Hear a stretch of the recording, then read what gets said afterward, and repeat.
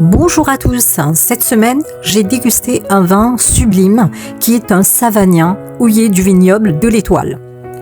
Si vous êtes amateur de vin curieux, distinguer un vin houillé et non houillé vous permettra de bien choisir votre vin.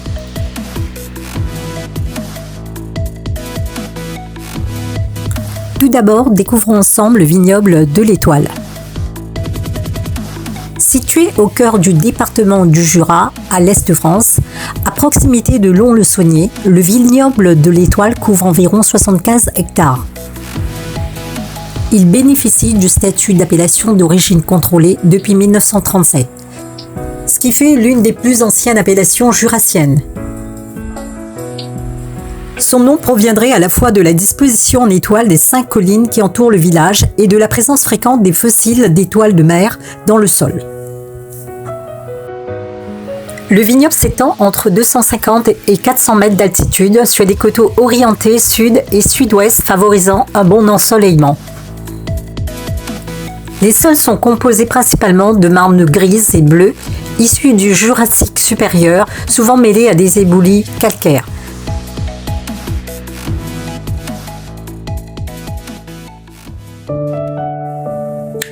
Découvrons ensemble les cépages blancs du vignoble de l'Étoile, qui sont le chardonnay et le savagnin. Le savagnin est un cépage blanc appartenant à la famille des tramineurs. C'est l'un des plus anciens cépages de France cultivés depuis le Moyen-Âge dans les zones montagneuses du Jura.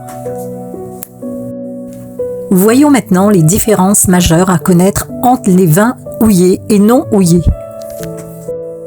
Le vin houillé est un vin qui a subi une opération viticole appelée houillage, qui consiste à remplir régulièrement le fût en cours d'élevage pour compenser l'évaporation naturelle de vin en évitant tout contact avec l'air pour éviter l'oxydation.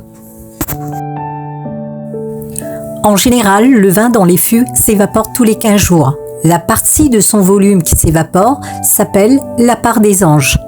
L'houillage est l'opération qui consiste tout simplement à maintenir les récipients de stockage toujours pleins.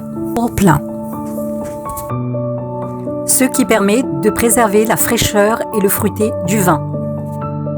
À l'opposé, le savagnin non houillé est le produit d'une vinification singulière emblématique du Jura. La barrique n'est donc pas houillée. On laisse un espace d'air sous le bouchon. Dans ce cas, le fût n'est pas complété. L'air s'installe peu à peu, mais un phénomène tout aussi remarquable se produit. Un voile de levure se forme naturellement à la surface du vin qui est alors partiellement oxydé.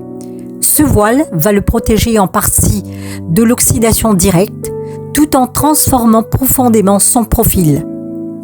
Le vin arbore une teinte plus dorée, voire ambrée, à mesure que les années passent.